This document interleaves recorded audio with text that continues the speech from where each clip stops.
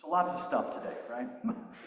I think first and foremost, when I think to myself, there probably is few stories in the First Testament that are as dramatic as the one that we get today from 2 Kings. Elijah, the mighty prophet, right, is the one who called fire down from heaven. Sorry, James and John, right? The guy who called fire down from heaven, who confronted kings and even kindled a revival in Israel, is about to be taken up into heaven, as it is his time. Not by death, though, but by a whirlwind. And we've heard about this whirlwind before.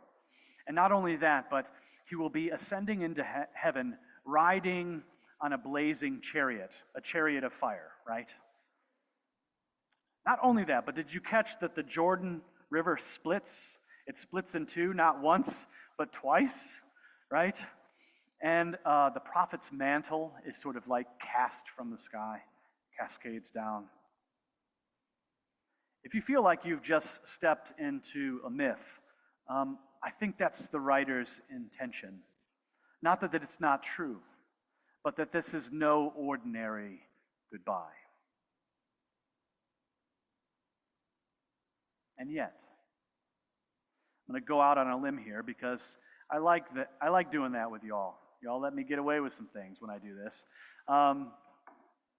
At the heart of this story, just this little one that we get here today, at the heart of that, I don't think it is the fantastic drama of the goodbye, the great goodbye. Like if we just see the lightnings, right, and the rivers split and the mantle passed, I think we lose something in that. I think the heart of the story is the long walk that Elijah and Elisha take beside each other. The long walk where the student accompanies the teacher, right? Where the mentee accompanies the mentor, right?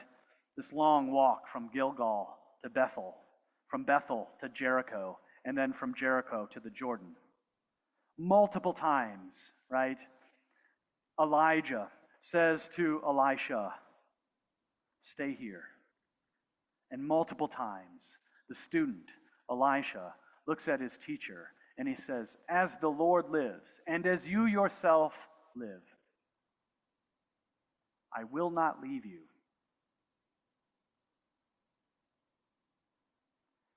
I think a lot has been said to us about this transfer of power, right, between the prophets, Elijah and Elisha, right? The passing of the mantle. We all know it, the passing of the torch, right? Who's got the power now? But I don't think much has been said, at least in the church, about the steadfastness that it takes to be in that position, to receive the mantle, to receive the yoke. A position that truly tests, I think, the mettle and ultimately the desires of the disciple themselves. Right? Like Elisha doesn't inherit Elijah's spirit just by proximity, right? It's not just because he's next to him, right? No more than sanctification can occur in our own lives by just going through the motions. Elisha inherits the spirit of Elijah not just because he asks for it, but because he refused to leave. He refused to abandon the one person that God gave him to follow. I think it's that kind of resolve. It's that holy stubbornness, if that's even a thing, that knits most of the readings together today for us.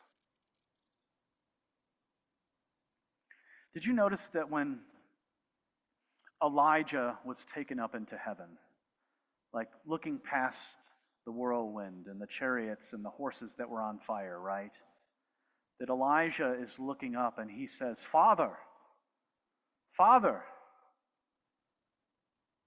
chariots, horses, Israel. Did you notice that these were words of a grieving disciple? After Elijah, for Elisha, the world around him is a bit quieter. The winds die down. There's no more thunder. The flames have gone out. And the only thing that's left is that cloak. It's that piece of clothing that's sitting in the dust. And I think the question that sort of hangs in the air, though it's not in Scripture, but probably the way we feel when we encounter it, is now what? And I think some of us, if not all of us, have been there. I think there's been times in our lives where we've asked ourselves, now what?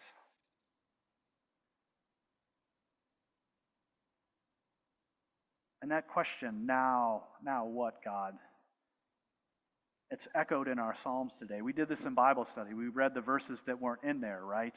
And then we read the ones that were appointed for today. And we hear about it, right? I will cry aloud to my God. For in the day of my trouble, I sought the Lord. But in the bit that's left out, you know what the psalmist asks?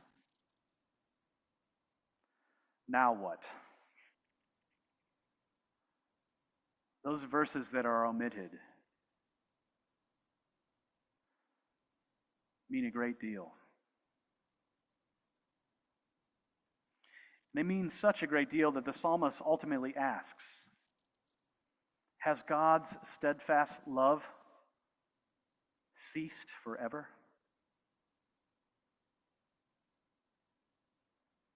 But then we get that bit, right? We get the good part of the psalm, right? Where the psalmist remembers, he has this memory of God, right? This powerful memory.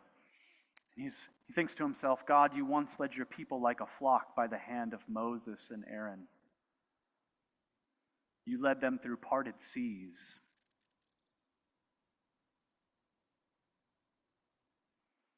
And even though your footprints were unseen, you were there. And his hope rises anew. I think this dynamic is really important for us to remember because sometimes when we ask if God is there, we want to see the seas parted. Sometimes we need chariots of fire. But sometimes God's not in the whirlwind. Sometimes God is in the sheer silence.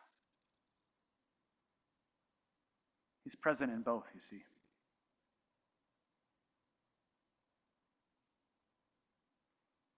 He was present with Elijah in this whirlwind, the whirlwind that takes him up.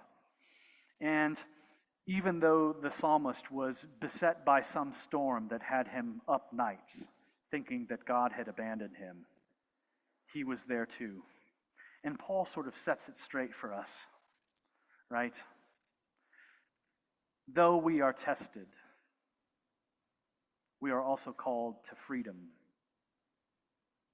And he says, brothers and sisters, you were called to freedom out of the bondage of fire and flood. We were called to me through whirlwinds and tempests, right? And so no matter what your state, I'm with you.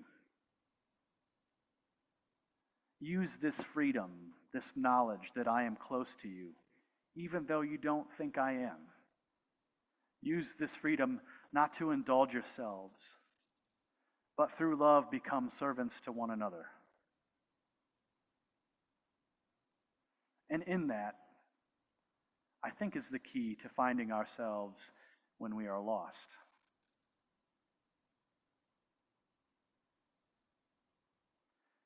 Because if you want to know where the Spirit of God is active, if it's active among you in your life, Paul says, look for its fruit, yes?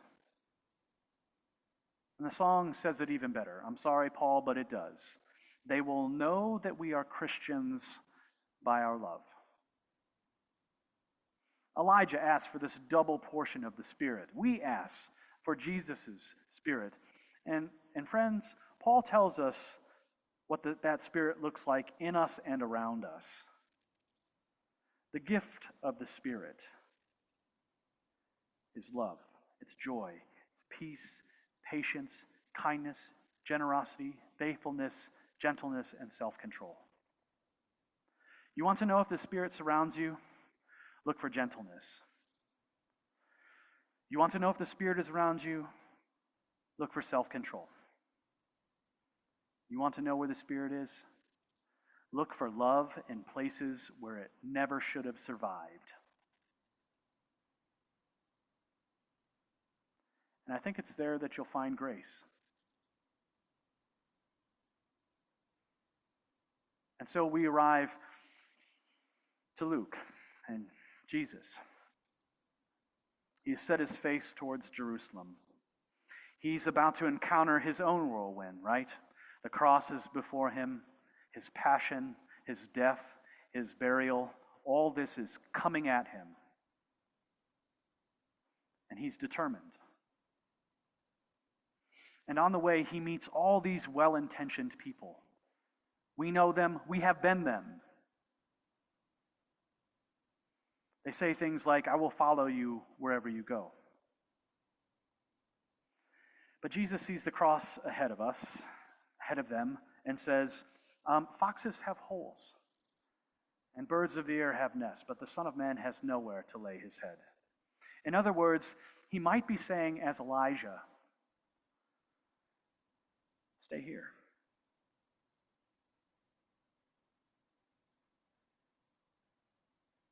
But then he says, follow me to some, and go and proclaim to others. He leaves the ball in their courts, and I think as disciples of Jesus, we are to respond. As the Lord lives, and as you yourself live, I will not abandon you. I will not leave you. His disciples are to follow him. We are free to follow him. And so I don't know where that path is before you today. Everyone is on that path in this room. I wonder if some of you are sitting here and you're about to begin a new journey. I know that some of us are. Some of us are about to go back to school, right, in a different place. Are you walking down a path that has beset you with many challenges? Maybe this week has found you preparing to say goodbye to someone who is about to begin their transition. I know there are a few of us in this congregation that know someone on that path. Maybe you feel like you've only been left with a cloak and a river to cross. Maybe you don't know yourself.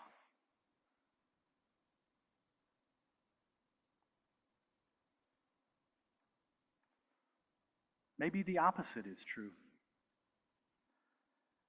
Maybe you've been led to still water. Maybe a table has been set before you. I don't know. But hear this. The mantle, nevertheless, is before you. The Spirit is still at work amongst us. And if you find yourself asking the question, okay, Nick, now what? My advice to you is all you need to do is take the next step. And when you do this, when you just take the next step, keep this in mind. know that the Spirit does its work in ways that are often not perceptible. Sometimes the Spirit comes to us not in the flashes of lightning or the peals of thunder. Sometimes the Spirit comes to us giving us the courage to face what we must, to walk forward when the path is difficult, to walk forward when maybe all we have at our disposal is memory and hope, maybe even a wish. And sometimes the Spirit's most ardent movement in our life finds itself in our resolute decision to follow Christ wherever he leads, not just in word, but in deed, through every storm, through every fire, every step of the way, until we realize the beautiful and painful truth